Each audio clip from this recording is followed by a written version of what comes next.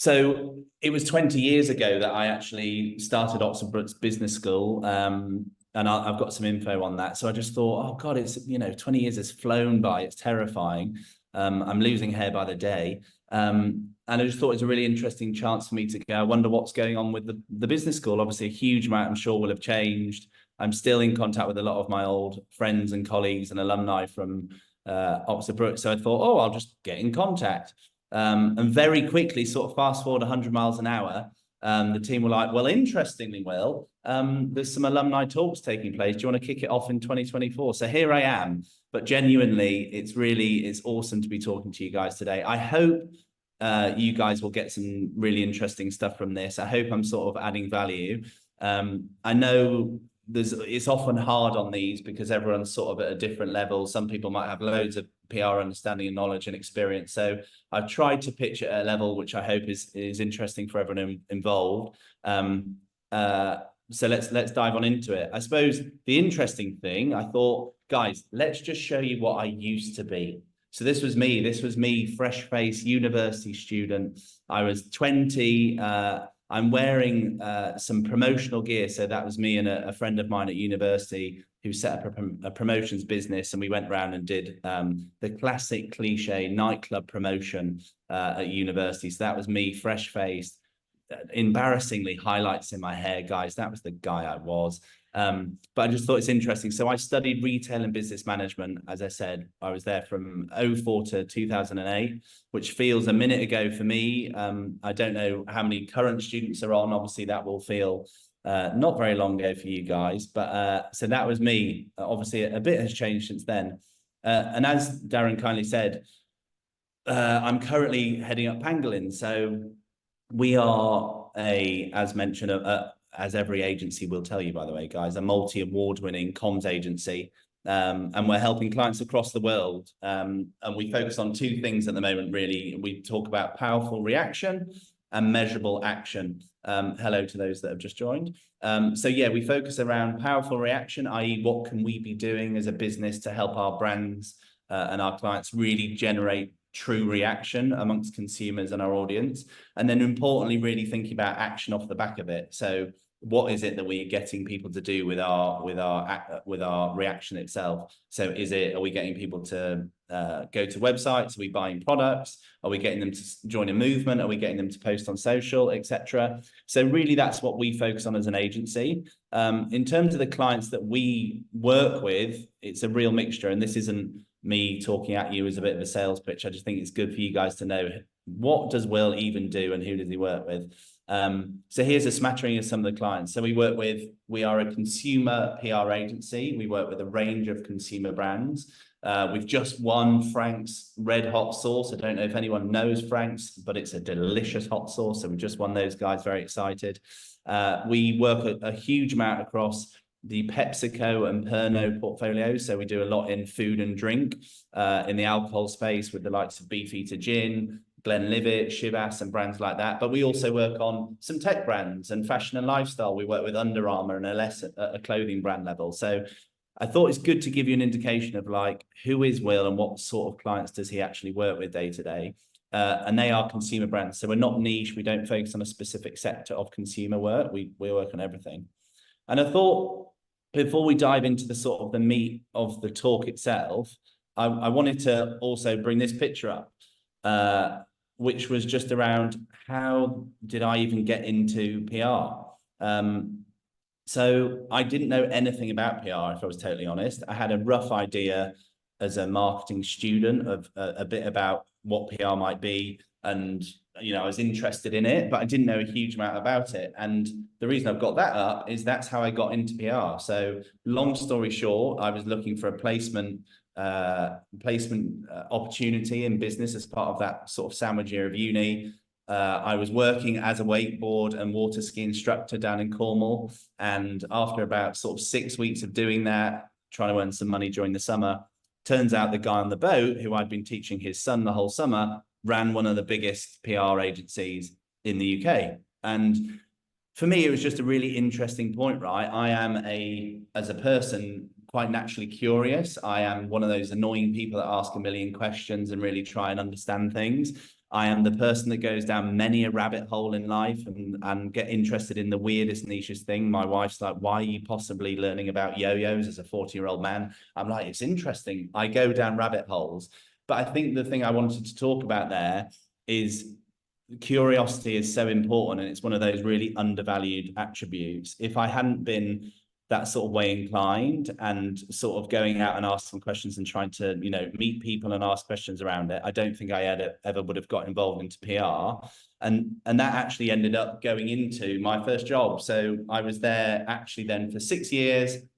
These are a couple of the sort of hero campaigns. I'm not trying to be embarrassing and name drop and clang with celebrities on there, but these were the sort of brands that I was working with at my old agency. So we worked on Beyonce's tour. We were working on some iconic Pepsi football ads. We did some amazing stuff with Rihanna and Doritos and people like that.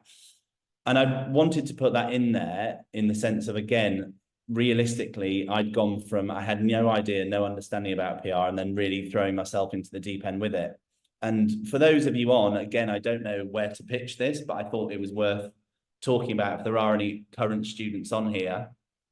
It's just realistically, I wanted to make sure you do think about, make sure you keep in contact with your peers, alumni, and thinking about when you're in those lecture halls and the theatres, looking around you and being like, those people around you genuinely, and I'll show you what I mean on the next slide, they are the people that go on to completely redefine the marketing industry for the next few years. So this was within 2 years of me finishing Oxford Brookes. The brands on this next slide, these are the brands and the businesses that my peers at Oxford Brookes Business School went on to work at. So amazing, big brands and businesses, whether it's the Ivy Collection and obviously doing hospitality, IMG, huge, big, massive rights holder, Betfair, you know, Klarna. I'm sure you guys have seen the rise of Klarna in terms of a payment platform. You know, there were entrepreneurs in my classes that have set up things like the Rum Kitchen. What 3 Words? My mate is, you know, ex Oxford Brookes. He's now one of the head of commercials at What 3 Words. So I just, before I get into it, I did want to take a second just to say you shouldn't undervalue and underestimate how powerful your amazing alumni network is going to be. These are the people that you will continue to work with. Hopefully, you will work together on projects together, but I just wanted to talk that out because it has been a real game changer for me in my career, and Oxford Brookes was pivotal in that. So sorry, that's my sales pitch over. You're probably like, Will, are you actually going to get to what we're meant to be here for? I will, but I wanted to give you some background. The team asked me, as per my email, I think they were like, Will, it looks like you run a PR agency. What do you want to talk about? And obviously there's loads of stuff I could talk to you about. I thought the really interesting thing for those people in the industry right now, in the industries that I work in, and if you're interested in marketing, is really what is the modern role of PR and PR agencies. It has shifted. I can't tell you how much it's shifted since I graduated in 2008, got straight back into PR at that agency I mentioned. It hit the model, the media landscape and everything has genuinely accelerated at a pace of change that no one really expected. And that's had a major impact on what PR really is today. So that's what I'll talk you through. And I think it should be, hopefully, a really interesting thing to explore together. The one caveat, as I wanted to say, I mean, this was an article that literally ran yesterday, more than 15 million Toshiba laptops adapters recalled due to fire hazards. This isn't my world, right? So there are huge parts of the PR industry, whether it's corporate reputation, crisis management, personal publicity for individuals, personal representation. That isn't my world. I have obviously dabbled in that over the years, but I won't be covering that in depth today, those sorts of those areas. What I will be talking to you guys about is the world that I know, which is consumer PR, right? So how do we drive fame for big companies and brands? Ultimately, every brief I get through my door and at the agency's door is, how can you make us famous? That's what my clients are caring about. There are dedicated agencies and divisions within massive agencies who specialize in corporate reputation and crisis. So I won't get into too much in that today. If you do want to get into it, I do know a bit about it. So drop me a message afterwards. I'm genuinely always happy to talk as much as possible. So LinkedIn me, whatever you need to. I'm sure I'm happy to share my number or whatever afterwards, but you won't see a huge amount of that today. So yes, again, I haven't done one of these before, so this could be carnage. But I thought I just wanted to kick it off with just what are the people's assumptions of what PR actually is and what public relations is actually all about. So is anyone willing to come off mute and throw their hat into the ring? There genuinely is no right or wrong. And I say that because I didn't even know what PR was. Has anyone got a point of view of what they think public relations is actually about or what PR is about? Don't Google it. Don't spend time crafting. Is anyone willing to unmute? If you're not, throw it into the chat. Being democratic, I guess, or coming across as trying to be democratic. Nice. Thank you, Kareen. Any more on what do we think PR is and what is the definition of PR? Darren, I can see you coming back on. So we've got Elise in the chats, image control and reputation buildability. Love that. Love that. Rob has said brand management / influencing perception of the brand. All pretty spot on.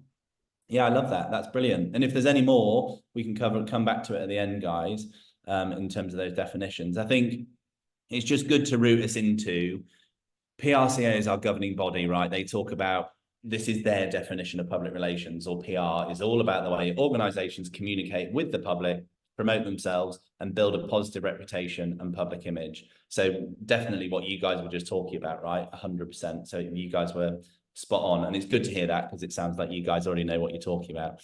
For me, and in my world and what I see PR ultimately being at the moment, we talk a lot internally about the ability to spark conversation and get people to organically talk about what you want them to. And I just want to talk about that really quickly. So sparking conversation is a real skill. So and I'll come on to the advertising agency. I talk about them in a bit, and this talk is not about bashing advertising agencies. I work with them day in, day out, but ultimately what they do is they will have a brand message that they are working with their clients on, and they will force that out to people. What we have to do as a skill is try and understand how can we get consumers to actually talk about stuff organically. We're not paying anyone to talk about our brand or force feed a message. When we traditionally, and I'll go into traditional forms of PR, we're not paying journalists to write about our campaigns and our stories. They organically need to be doing that because they think it's interesting. And then most importantly is we need to make sure they're talking about what we want them to talk about and making sure that we can really manage that message as close as possible, which again, and I'll come on to it, in PR as a challenge because we're not in control of a lot of that. Once we push a story out there, it's up to people how they then perceive it and talk about it. So that's how we talk about it. The other basic way in my world to talk about what modern PR is all about is ultimately, and I talk to lots of the juniors in my team about it, like, are you going to talk to your mate in the pub about it? Like, you're not going to often sit there and talk to your mate about a piece of advertising that you've seen. Oh my God, did you see that phenomenal billboard that this brand did?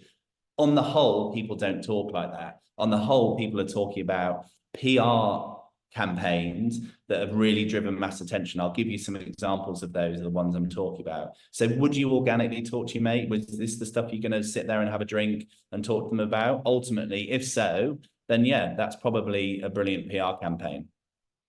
So let's get into it. So today's big question that we're trying to cover off is, how do we do that in 2024? And what I wanted to do really quickly, and I will whiz through this, is so I wanted to take a bit of a step back and look at the journey that we've been on as an industry. And I'm going to fast forward through probably the last sort of 30 decades in like 4 slides, which is a bit vulgar, guys, but I just wanted to sort of level set where we're at as an industry.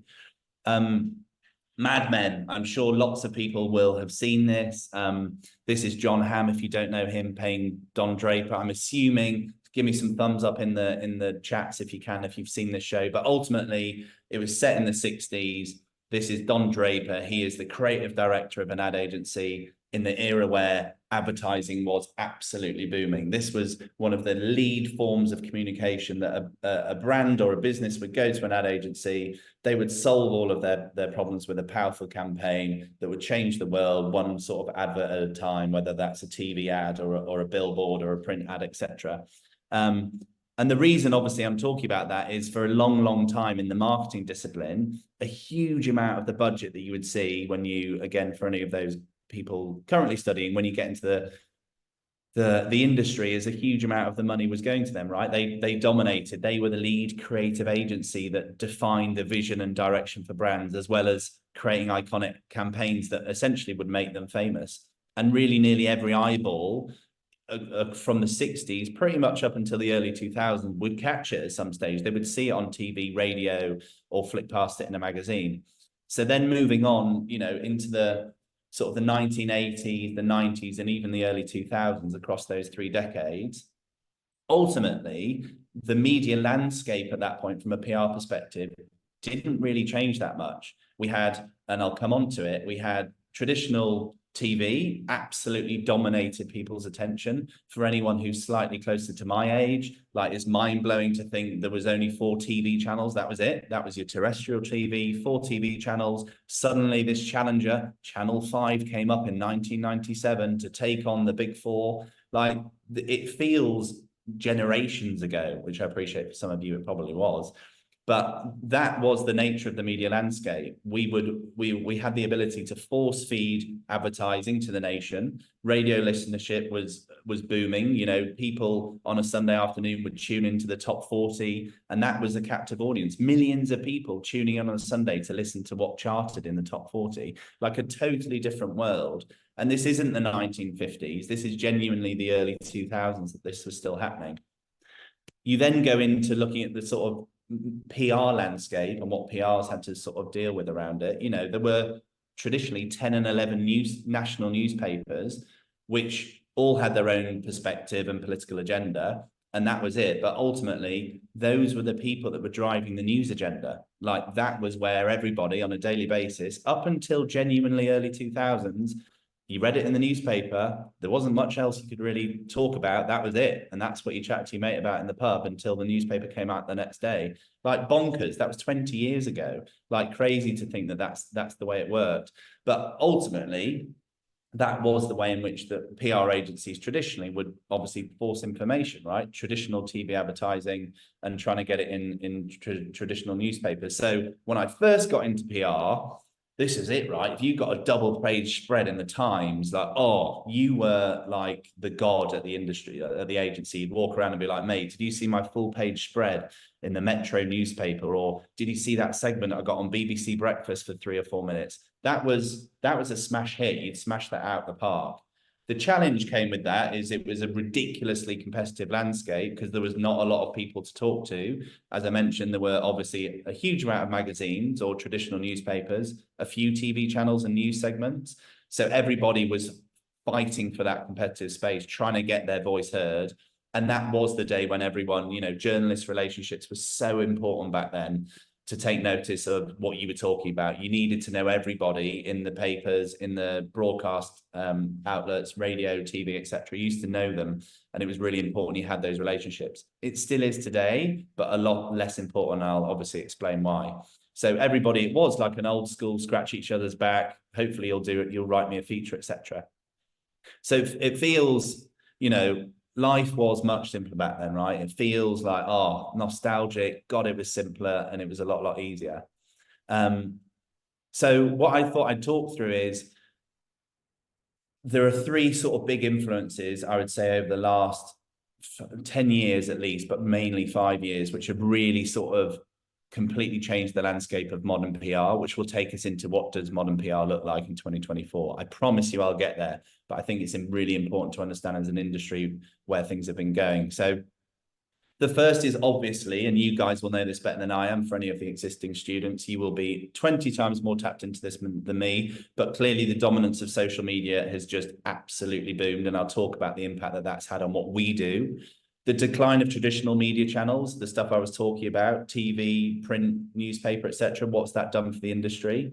And then also, ultimately, people turning off advertising. This is massive at the moment, absolutely huge in the industry across advertising agencies, which would historically take 40%, more, 60% of a marketing budget would go to an ad agency. People are turning off advertising. So we're going to talk about that and what that actually means then on the impact on PR.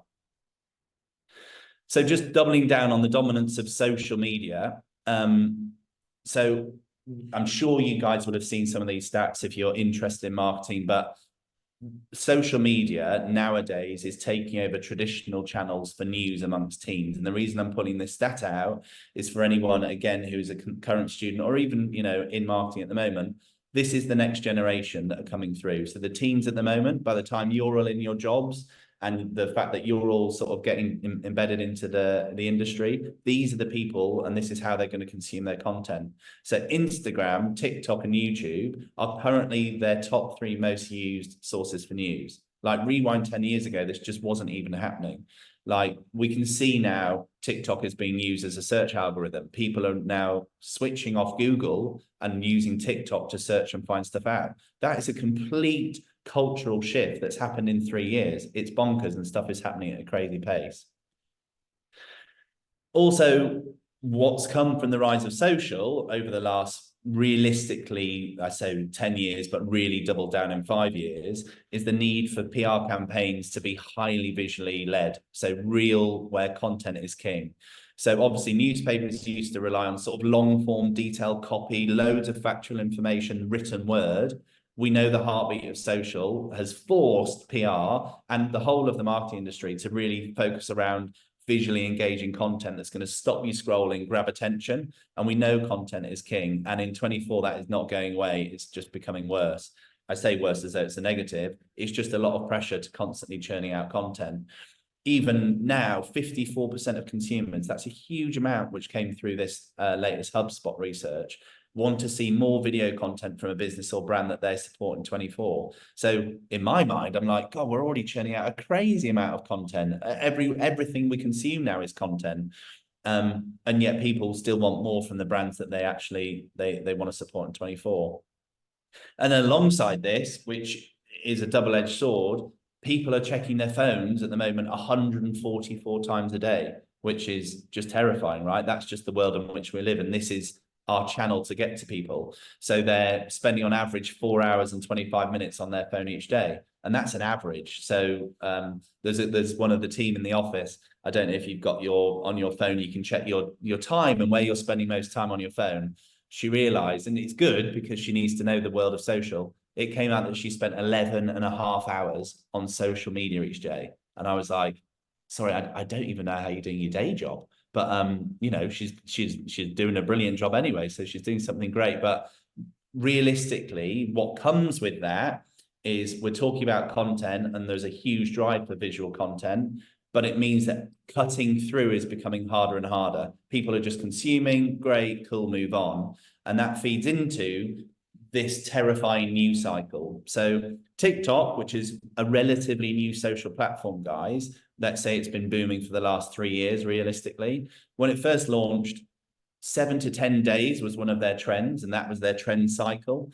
Now, already within the first 2 years, it's now dropped down to 3 to 5 days. And they're suggesting that by the end of 2024, the TikTok trend cycle is going to be a day to 2 days. Like that is just an unbelievable pace of change that ultimately you are constantly in PR, thanks to the rise of social, constantly having to be trying to be on the pulse of what people are talking about. So ultimately, it's a challenge for PR teams because you've got to try and keep up. And in the world where social just runs away with conversation and people can move on very quickly, really, it's about you've got to become a lot more agile and behave in different ways. So we'll comment on how that works. Then just feeding into the decline of traditional media channels. So ultimately, the good old days, which we talked about, very different. You can see ultimately, and everyone knows that this is an obvious point, traditional newspaper and print is massively on the decline. Like I remember, and I put those in there as an example, and this isn't that long ago, if you were in London, I don't know how many of you come to London, etc., or based here, you know, there is the Metro newspaper. There used to be the London Paper and the London Light. They were 2 other free sheets, i.e. you don't pay for them, they were called free sheets, that you'd get. So there was 3 competing with each other every day, which was just bonkers. Obviously they have died, but they weren't even replaced online or digitally. So traditional sort of print is obviously in decline. Magazine print editions have gone altogether as well, and everyone is obviously focusing on digital platforms, which is natural. But what's also come alongside that is traditional terrestrial TV has also been on the decline. Like you're looking ultimately now like Netflix and Amazon, and this is just the cultural landscape of what in PR we're dealing with. Netflix and Amazon have obviously absolutely dominated, and the younger generation are going to continue to do that. So on-demand viewing, which has essentially meant that TV advertising in the traditional sense and what people are talking about, like they used to be in the 90s, has become even less impactful amongst sort of millennials, but most importantly, Gen Z. Like ultimately, you can't even get their eyeballs because they're on demand and they're not seeing the advertising. So this again has pushed a lot onto the role of PR and what we're doing in that. So ultimately, that's just led to a lot of advertising and creative agencies going, what do we do now? Like, this doesn't look like a brilliant place to be. And that feeds into my final point before I get into what we're looking to do in 24 around people turning off advertising. Again, I don't know if this is too basic for some people. I do think it's really interesting. There is still, mainly even my mum and dad still don't really know what I do. There is to really spell it out for a lot of people. What is advertising? What is PR? So I thought this is a useful thing to talk about before we get into some principles of what we're looking like in 24. Ultimately, traditional advertising in its sense is around, it's paid, right? You are paying for the advertising, you're paying for the placement. It's brilliant for exposure. Audience tends to be pretty skeptical. There's some stats that I think I'm coming on, I think the next page, which is 96% of people don't believe that an ad is truthful, which came out in Forbes last year. 96% of people don't believe ads. Guaranteed placement, i.e. you're buying it and you know it's going to come up. You get complete creative control, which you absolutely do. You can choose the messaging and the visual that you want to go out with. They tend to be very visual, but it's crazy expensive because you're guaranteeing eyeballs, and ultimately it's trying to sell the product. The difference with PR, just to be really clear around it and why I'm talking about people turning off advertising, PR in itself is earned. So still to this day, we are not paying people to write about or talk about the stories that we come up with. We are trying to drive organic conversation. Clients pay us as an agency to come up with cool ideas. We then push it out to the world and we hope people talk about it. Again, because we do use third parties, we hope journalists and influencers will talk about our stuff. It's brilliant for building trust. And there you go, the media giving you that third party validation. The challenge comes with PR, and even more so today, nothing's guaranteed. I could work on the best campaign for 5 months of planning. We push it out and a major news story hits and I've literally missed the boat. Like everyone talks about something else. The story's gone. I don't have a chance to talk about it anymore. We tend to use language rather than visual traditionally, and ultimately it's less expensive. I know this is probably a very boring and factual slide, but I just wanted to root us in what is the difference between the two. Now I'm not going to say slagging off advertising. Now I'm going to be talking about advertising. But ultimately, as I said, the reality is people are turning off advertising. 96% of people aren't believing that ads are truthful, which is like a terrifying stat. Like ultimately, people have been switching off advertising in their droves over the last 10 years. And that has come from us. Like we are in the marketing industry, guys. We created a button which said skip ad. Like we made a tool so that all the work that everybody or other agencies have worked on, we can just skip. Like in the good old days, you'd sit there and you'd be forced to watch it on TV. You might go make a cup of tea or go to the loo, but ultimately now you just click a button. You don't even need to watch it. What's more with that is the power's totally in our hands when it comes to brand messaging and brand communication. Like you go on Spotify, do you want their one with ads? Or do you want the one without? Well, pay a little bit of money and you don't even need to listen to adverts. Brilliant. You don't even need to hear any brands.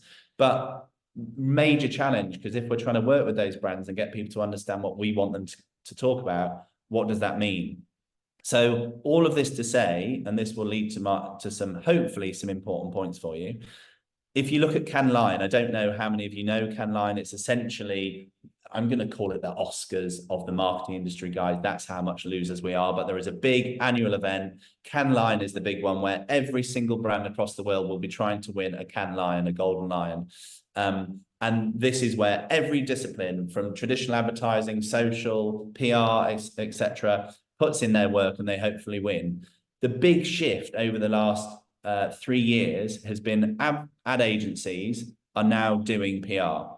So what as traditionally they would focus on the story that the brand wants to tell, they are now turning it into what is the story consumers want to hear. That's the most important thing.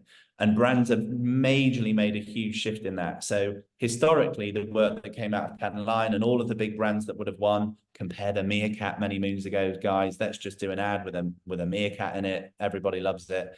There has been a major shift in brands doing more earned focused work, i.e. stories that people are actually going to talk about. So some examples there. I don't know if anyone saw the last photo campaign that ITV did, which was around suicide and looking at the last photos of people and how they absolutely didn't look suicidal. A brilliant campaign in the middle was Knock Knock, and that was over in, I think it was, sorry, I just need to check where that one was.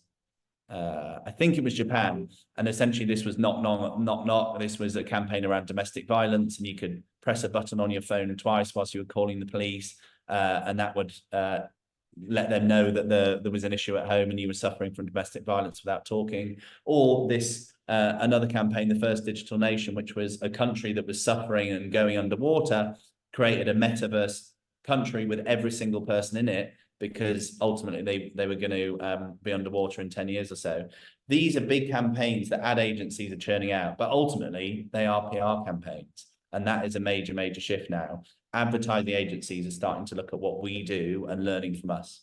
So I'm going to whiz through now really quickly. So what does that mean for us in 2024? Hopefully that background was useful, but I think it's good to read you on where we're at. So I'm going to talk through 5 ways to create PR success and stuff that we're focusing on in 2024. So the first is what we're calling a modern framework. So ultimately, the ways in which we would traditionally talk and do PR, we would obviously, back in the early 2000s, we would come up with campaigns and ideas. We would pitch them traditionally to publications, to journalists, and that would be it. Off we go. The world is so different now. So what we talk about is really understanding a conversation ecosystem. So there's now what we call 4 Ps. There are people of influence, influencers, and I'll come on to that. Peers, i.e. you and me sharing information together. There are platforms themselves, whether that's Lad Bible, etc. And there's traditional publications. So 10 years ago, we only focused on the bottom part. Now, in a PR agency, we need to be thinking at all points, what are we doing for all parts of those 4 Ps? Where is the conversation trying to land? Are we focusing around people of influencers, and do we get an influencer-led campaign and spread the word through social influencers? Should we be doing traditional stuff and making it, try and get coverage in traditional publications and focusing around those big hitting publications that still have huge gravitas and huge credibility in the space? Should we be focusing around platforms and trying to get a piece of content on puberty or Lad Bible or something that's going to be shared? And then ultimately, the holy grail, which no agency under the sun can measure, peers. How are we going to try and get this to be the thing that everybody shares on WhatsApp? And that it's a bit of a dark art on the WhatsApp and social groups because we can't track it. But they're the things that we want to try and focus in terms of our modern approach. So what we then look at is around what we call news, really simple. So a basic filter of what we're talking about in terms of a modern approach is our campaign new information? Is this a really genuine, fresh perspective or opinion, a new insight or subject that we can bring the world? Is it emotionally driven? Is it going to like instigate a reaction, excite and connect with an audience? Do we think it's worthwhile? Like, does it actually deliver the intended message for the brand and seamlessly land staying true, so being true to the actual brand itself? And then is it culturally and socially salient? One of the most important things now, is it tapping into a current and authentic cultural narrative? So for us, we have a bit of a filter around our modern PR framework, and news we use as a good way to go, hold on, does our idea sit within these 4 pillars around new, emotionally worthwhile and salient? And if it does, then we feel like we're going to come up with a good idea. The other thing that's going to be amazing, and what you'll see more and more brands doing at the moment, is around reaction speed. So I don't know if you guys ever saw on the left-hand side, IKEA, Cristiano Ronaldo, World Cup, sits there, there's a Coca-Cola bottle and on the press conference stage, and he grabs it and moves it out of shot because he doesn't want to be sat there next to a Coca-Cola bottle. Instantly, an hour later, IKEA react and on social media post this, a new beautiful bottle called the Cristiano. Unbelievable from IKEA. They are one of the brands who are inspirational in terms of reactive speed. So I'm going to talk to you about how important this is. So reactive PR has become one of the most powerful tools for brands at the moment. As I talked about, the world of communication at the moment is moving at an unbelievable pace, and keeping on top of the news agenda and what people are talking about has become even harder and more important. So the brands that are actually responding and reacting to real life events, current trends, they're the ones that are building really genuine, modern, strong fan bases, and they're the ones that are being seen as culturally relevant. So for each of these, I'm going to talk you through. So IKEA, phenomenal. If anyone saw this, Balenciaga released the most ridiculous image on the left-hand side, which is a towel dress. Within an hour, IKEA reply with someone who works for IKEA. They've dressed up in the same thing, put some glasses on and put a towel around and said, why would you spend $900 for a towel come skirt with Balenciaga? Just come to us for $16. Phenomenal. Went everywhere. Everybody absolutely loved that in terms of reactive press. Butterkist, a popcorn brand, guys. Now, I'm sure you all were aware of Wagatha Christie case that was going on. Butterkist immediately, as soon as the court trial was heating up, they were like, let's respond to this and let's post out an actual billboard reacting to what people are talking about. So they posted this outside the courtroom and said, we're here for the drama. It did brilliantly. Everyone was talking about it. They were tapping into the current news agenda. People couldn't get enough of it. And recently, this was like a couple of weeks ago, Vogue do their beautiful, legendary icons on the front cover. Aldi, a supermarket, responds straight away and does their own thing. And it's called Rogue. That was their front cover. And Rogue is all of their in-house brands that are a little bit rogue because they're basically on the edge of being copies. And they post that out. It blows up on social. Everybody loves it. And it's from a supermarket chain, guys. So I cannot tell you in 2024 and continuously how important the role of reactive social is becoming. And the biggest world change has become, traditionally as a PR agency, we would try and come up with something huge, big, shiny, whether it's a stunt or floating something down the Thames, whatever it might be. Nowadays, all you need is a smart reactive social post, which will blow up and get covered in traditional news. Number 3 is product truths. So brands, and we are seeing more and more, and the best brands are going back to the core and the essence of why consumers care and do care about their actual products. For years, what we did, and I've worked with Pepsi globally as a brand for so long, we ended up doing so much work we'll play in football, we'll do some cool stuff in music, but you forget about the core product and actually why people are consuming your product. And the best brands, again, at the moment, I'm going to talk about Heinz because I'm obsessed with them. As a creative brand. If anyone's interested in creative marketing, check out Heinz. They're absolutely killing it at the moment. But they're dialing back into product truths and what people care about their actual product. And it's really important. Like in marketing, we can't forget that ultimately we're trying to sell an actual product. So the further we go away from the actual product truth, the harder it is to explain what the product is. So as I talked about, the brands that really understand it, how they interact with it are doing brilliantly. And this can be positive or negative. Weetabix, they've been doing this for a while. If anyone saw the Weetabix baked bean post that absolutely blew up on social, would you have baked beans on Weetabix? They've just done another one, which again came from a PR agency who found some insight, and all of these are underpinned by consumer insight. So important. They found that people were eating Weetabix warm. They had a chat in the office. They were like, people eat warm Weetabix? They've turned it into a whole campaign. People are absolutely loving it, guys. And this is all about product truth. Heinz, who I talk about. There's a problem with Heinz. We all get to the end of the bottle. We can't get it out. It does that annoying squirty thing. And you're like, oh. So they learned from it, from consumer insight, and they created Ketchup Down, which is a double-ended Heinz bottle. It was launched from a PR agency as a fun piece of product innovation. It went everywhere, and you'll see this continued. Cheetos. And Cheetos, I don't know who eats those. It's the same as a sort of a Doritos concept.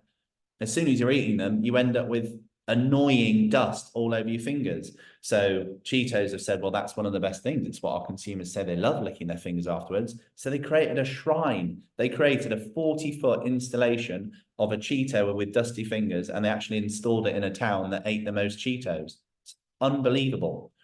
And then the last one is around Pepsi, one of the brands I work with. we know that people go in and order a Coke, and the first thing, a Coke, and the first thing they'll say if they don't serve Coke is Pepsi okay? So the US team and the US PR agency worked on that and said, let's lean into it. Let's create a whole campaign around is Pepsi okay? And it absolutely boomed.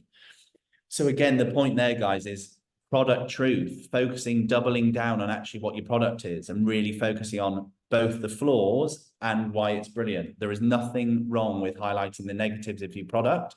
I've been trying to pitch an idea to Pepsi for a while of there is a huge trend, obviously, of people having beautiful nail art, and yet all the girls in my office can't open a can of Pepsi. They just can't do it because they're like, will you open it?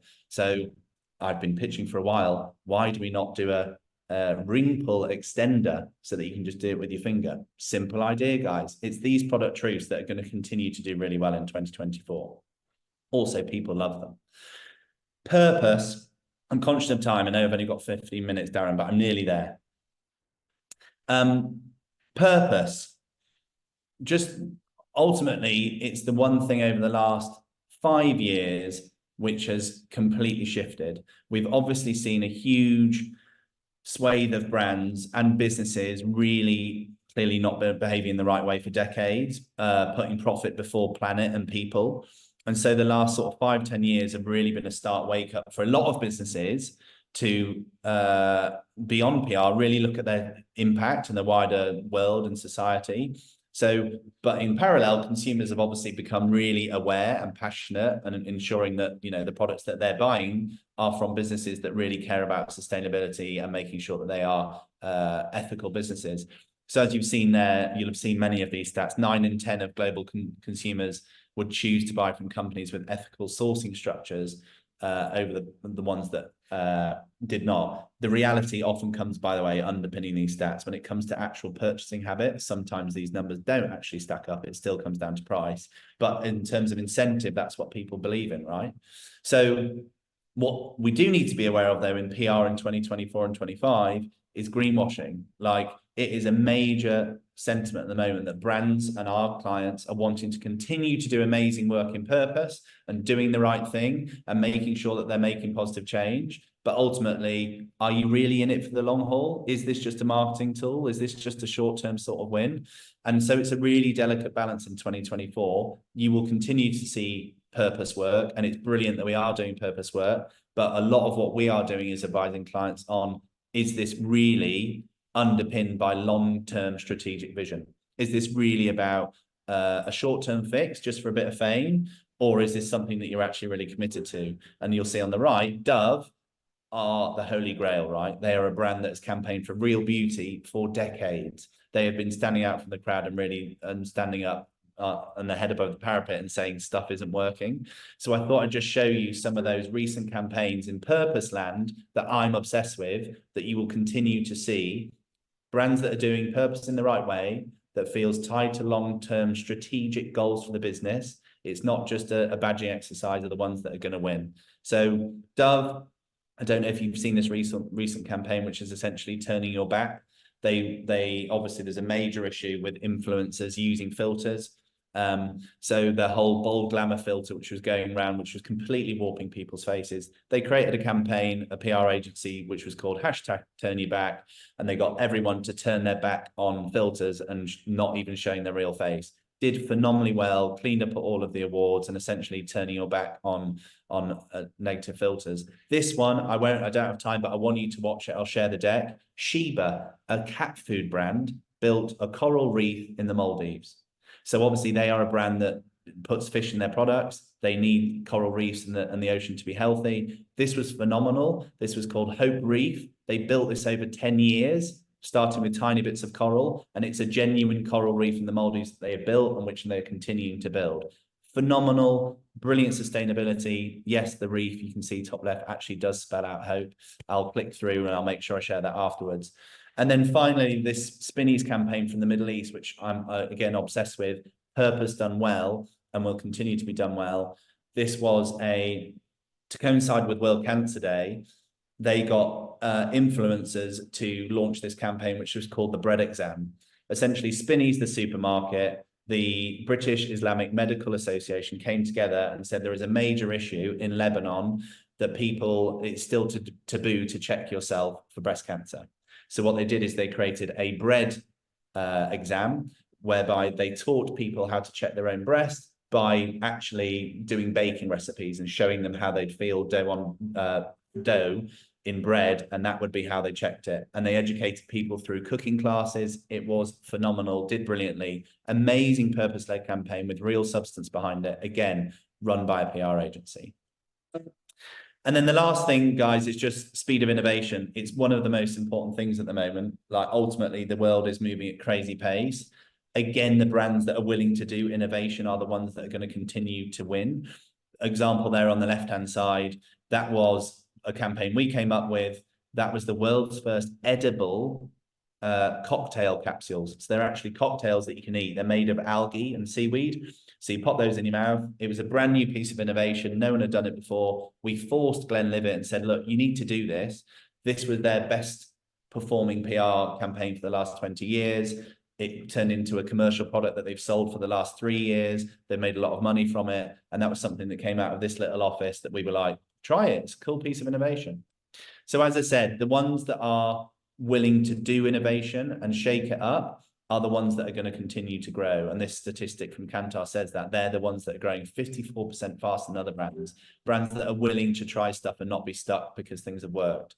So some good brands to look at are KFC. They've just done this amazing sort of brain experiment. Hong Kong was the most stressful city, so they actually did a scientific experiment to work out the power of comfort food. So as you're eating KFC, how your brain waves change and actually show how that can relax you. Genius.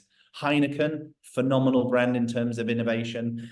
They actually slightly took the piss out of the metaverse.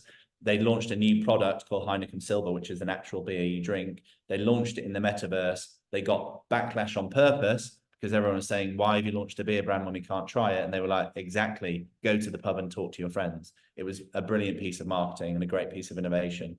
And again, another brand you should look at is Asics, who are doing amazing stuff in innovation, mainly because they have decided to focus on the mental well-being side of running versus physical. So they're doing everything. Their campaign is about actual mental well-being and emotional well-being versus the physical, slightly unhealthy side of what we see when we talk about exercise.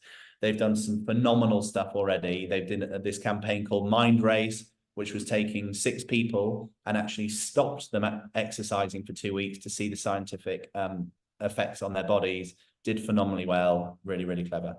So in the 9 minutes I've got, and I'm sorry I've run over, just some 5 sort of top tips. So that modern framework that I talked about, the 4 Ps, the reaction speed is massive, guys, and that is going to continue at pace, making sure your brands are seen as being reactive. Product truths, really doubling down on what your product is. Purpose, I talked about in terms of making sure that it's really built into brand mission and really strategic goals for business, and speed of innovation. And then my final slide is, AI, everything's going to be AI. So just bear in mind, 2024-25 is the year of AI. Every brief we are getting through the door is a client saying, what should we do in AI? How can we adopt AI in our marketing campaign? Should we create our own advertising? Should AI write our own PR campaigns, etc.? The image on the left is Copy Magazine, which is the world's first fully generated AI magazine, fashion magazine. So every single person in it, every brand, every product is fake and generated from AI. And it's a actually published magazine. The world's going a bit crazy with AI, and that is going to be everywhere. So it's a question of PR is, where is AI going to add value to our work? And is it ever going to be able to sort of replace creativity? My argument is, I think the way in which that we challenge and PR people challenge creative briefs is trying to find cultural trends and insights and mapping it to often quite unexpected ideas. And I don't think AI is anywhere near yet the ability of the human brain to do that. So that is me. That was my long waffly talk. But I hope it was interesting to some people.